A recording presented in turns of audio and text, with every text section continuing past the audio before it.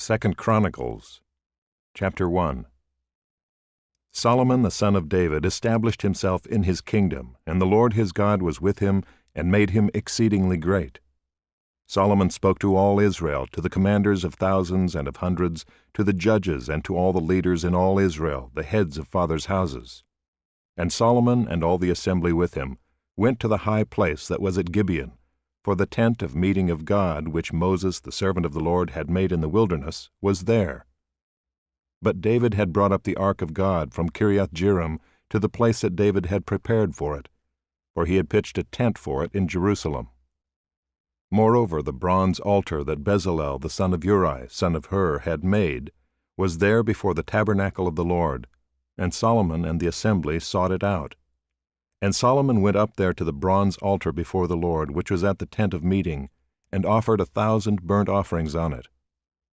In that night God appeared to Solomon, and said to him, "Ask what I shall give you." And Solomon said to God, "You have shown great and steadfast love to David my father, and have made me king in his place. O Lord God, let your word to David my father be now fulfilled, for you have made me king over a people as numerous as the dust of the earth. Give me now wisdom and knowledge to go out and come in before this people, for who can govern this people of yours which is so great?"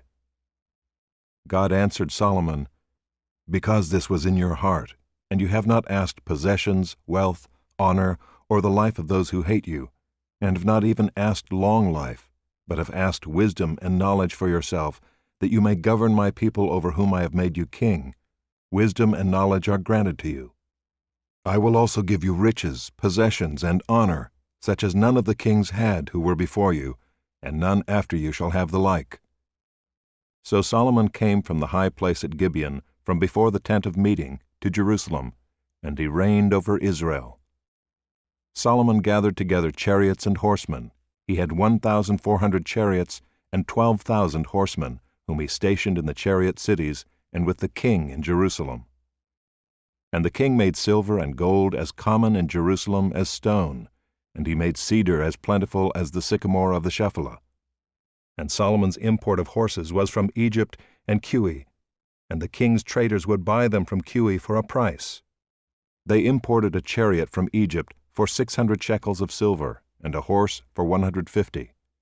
Likewise through them these were exported to all the kings of the Hittites and the kings of Syria.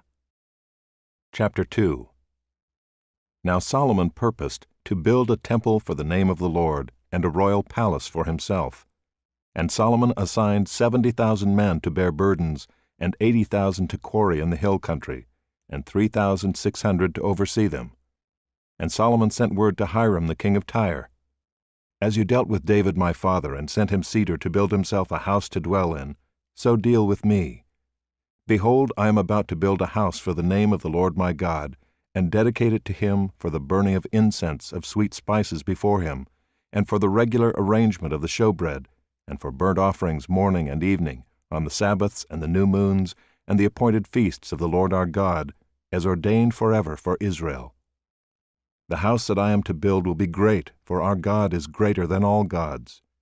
But who is able to build him a house, since heaven, even highest heaven, cannot contain him? Who am I to build a house for him, except as a place to make offerings before him? So now send me a man skilled to work in gold, silver, bronze, and iron, and in purple, crimson, and blue fabrics, trained also in engraving, to be with the skilled workers who are with me in Judah and Jerusalem, whom David my father provided. Send me also cedar, cypress, and algum timber from Lebanon, for I know that your servants know how to cut timber in Lebanon. And my servants will be with your servants, to prepare timber for me in abundance, for the house I am to build will be great and wonderful. I will give for your servants, the woodsmen who cut timber, 20,000 cores of crushed wheat, 20,000 cores of barley, 20,000 baths of wine, and 20,000 baths of oil." Then Hiram the king of Tyre answered in a letter that he sent to Solomon, "Because the Lord loves his people, he has made you king over them." Hiram also said, "Blessed be the Lord God of Israel, who made heaven and earth, who has given King David a wise son, who has discretion and understanding, who will build a temple for the Lord and a royal palace for himself. Now I have sent a skilled man who has understanding, Huram-Abi, the son of a woman of the daughters of Dan, and his father was a man of Tyre.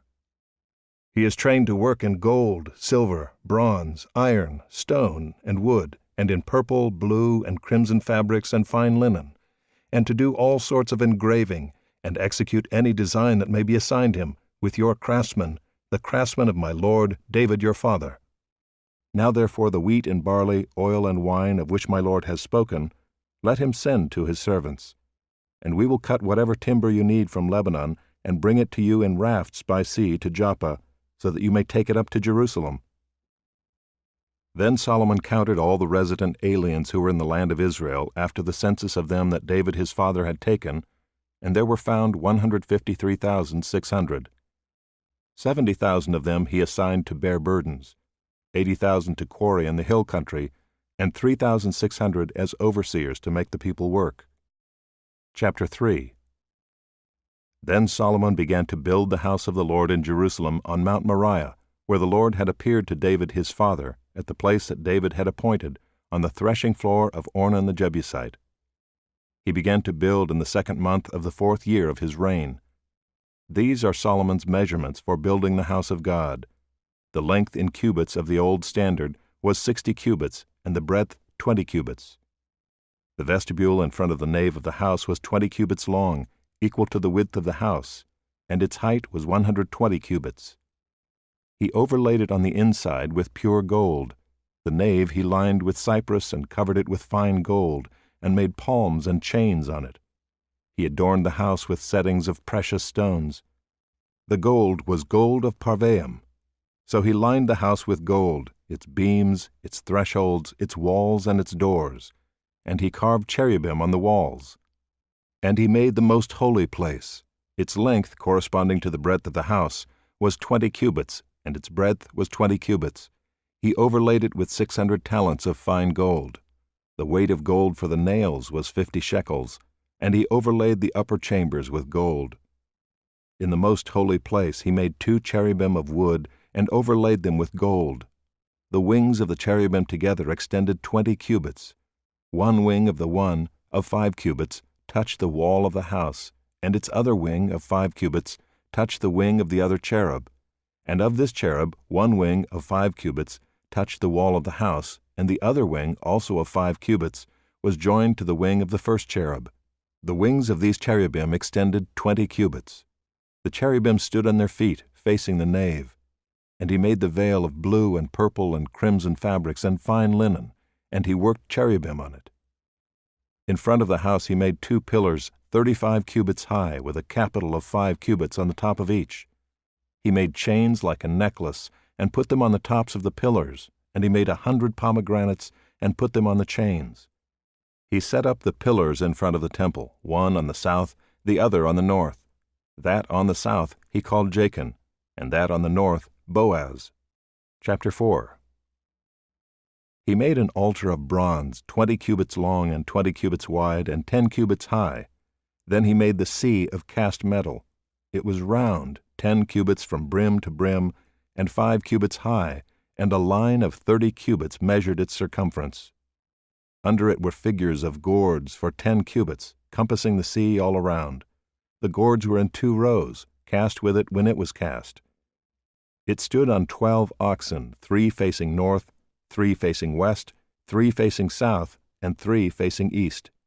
The sea was set on them, and all their rear parts were inward. Its thickness was a handbreadth, and its brim was made like the brim of a cup, like the flower of a lily. It held 3,000 baths. He also made 10 basins in which to wash, and set 5 on the south side, and 5 on the north side. In these they were to rinse off what was used for the burnt offering, and the sea was for the priests to wash in. And he made 10 golden lampstands as prescribed, and set them in the temple, 5 on the south side, and 5 on the north. He also made 10 tables, and placed them in the temple, 5 on the south side, and 5 on the north. And he made 100 basins of gold. He made the court of the priests, and the great court, and doors for the court, and overlaid their doors with bronze. And he set the sea at the southeast corner of the house. Hiram also made the pots, the shovels, and the basins.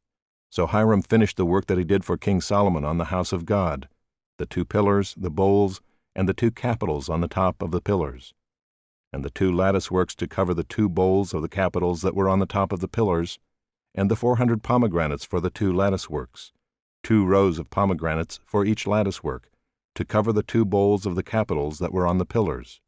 He made the stands also, and the basins on the stands, and the 1 sea and the 12 oxen underneath it.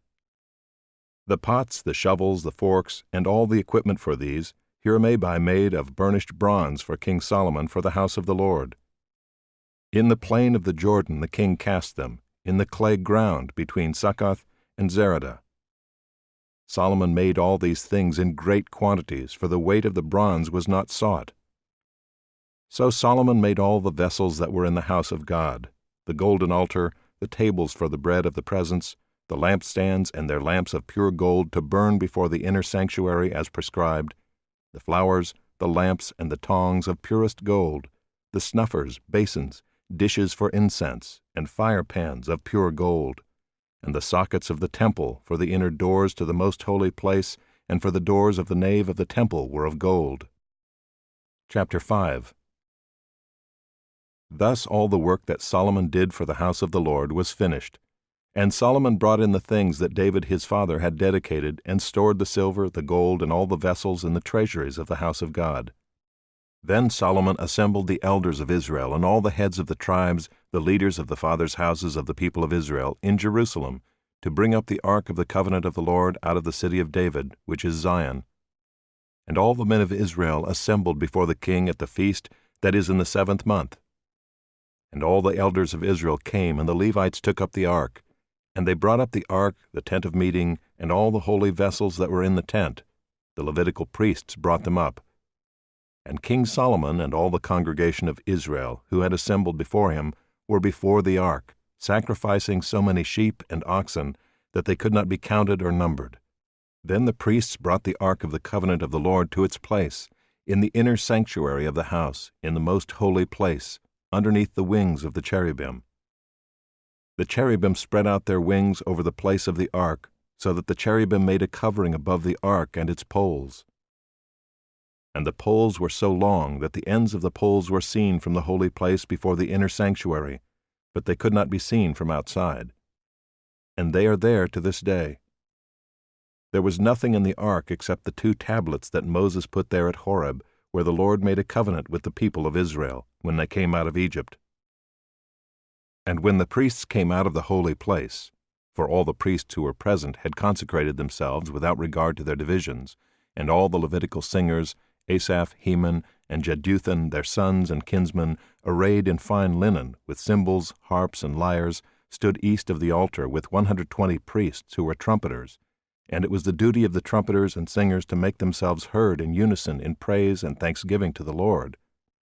And when the song was raised, with trumpets and cymbals and other musical instruments, in praise to the Lord, for he is good, for his steadfast love endures forever, the house of the Lord, was filled with a cloud, so that the priests could not stand to minister because of the cloud, for the glory of the Lord filled the house of God.